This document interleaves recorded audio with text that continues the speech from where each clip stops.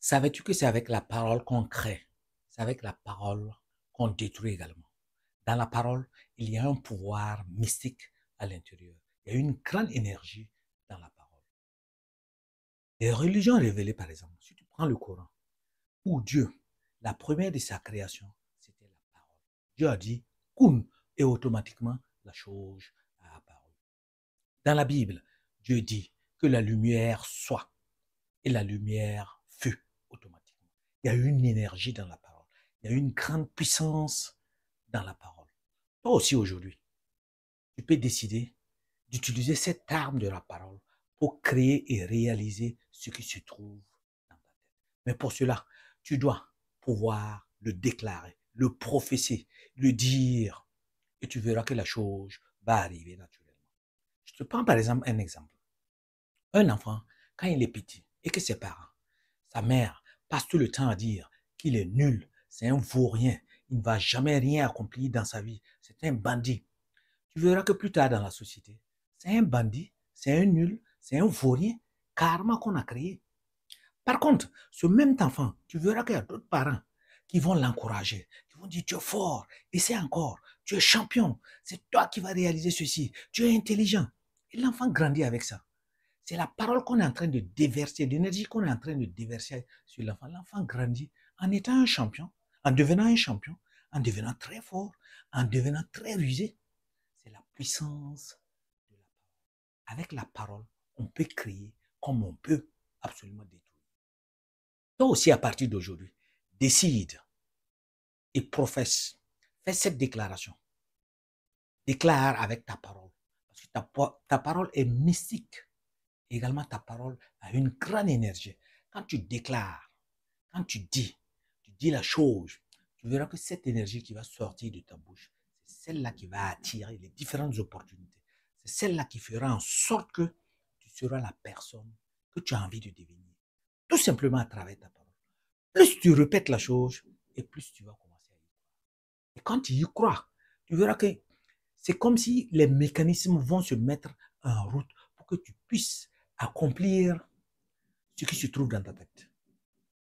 Quand tu prends quelqu'un qui est très jeune, qui a envie de devenir, par exemple, je ne sais pas, qui veut faire de longues études, qui veut devenir médecin, qui veut devenir entrepreneur, tu verras que ce gars-là, à tout moment, le répète. Moi, je veux devenir docteur. Moi, je veux devenir docteur. L'entrepreneur qui a une idée belle, une idée florissante dans ta tête. Quand toi aussi tu as une idée dans ta tête et que tu ne la dis pas, et que tu ne fasses pas sortir cette idée avec ta bouche pour que l'énergie conduise cette idée de son statut d'immatériel à devenir matériel, cette chose-là difficilement va arriver. Ceux qui font de grandes affaires, là, tu vas voir qu'ils ont une idée. Ils veulent créer quelque chose, ils veulent créer une usine, ils veulent fabriquer quelque chose. Ils ont l'idée en tête. Maintenant, ils vont mettre l'idée sur le papier. Et l'idée qui se trouve sur le papier, là, ils vont le faire sortir de leur bouche pour convaincre d'autres personnes, pour que des personnes puissent investir dans ce qu'ils ont envie de faire. C'est toujours la parole. La parole a une puissance, la parole a une énergie. Et cette énergie-là est tellement forte que tu n'as pas besoin d'attendre que ce soit un pasteur, que ce soit un imam, ou que ce soit un marabout, ou un sorcier, ou quelqu'un de ce genre qui va te dire les choses. Toi-même, tu peux le prophétiser, tu peux le déclarer. Et à tout moment que tu déclares, à tout moment que tu dis, à tout moment que tu fais sortir la chose que tu veux de ta bouche, la chose va arriver. Parce qu'à la fin, tu vas commencer à y croire. Et quand tu commences à y croire, il y a espoir. Et quand il y a espoir, tu auras l'énergie nécessaire pour réaliser et accomplir cette chose. La parole a une grande énergie qui en découle. Quand tu pars chez les sœurs, si tu pars chez les marabouts, la première des choses qu'ils vont te demander là, qu'est-ce que tu veux? Mais à ton avis, pourquoi ils te demandent qu'est-ce que tu veux? Tu demandes qu'est-ce que tu veux pour pouvoir agir. Parce que toi, tu dois dire ce que tu veux avec ta propre bouche. C'est-à-dire que tu dois donner l'énergie de ce que tu veux. Maintenant, ils utilisent cette énergie pour pouvoir réaliser les différentes choses, pour pouvoir faire et faire ce qu'ils doivent faire pour que tu puisses avoir ce que tu as avec la parole. La parole est très mystique. La parole est très forte. La parole, dans la parole, il y a une énergie pas possible. C'est la parole qui détruit. Le simple fait d'ouvrir sa bouche et dire des choses, cette chose-là, par finir, va arriver. Il y a une grande énergie qui découle de cette parole-là.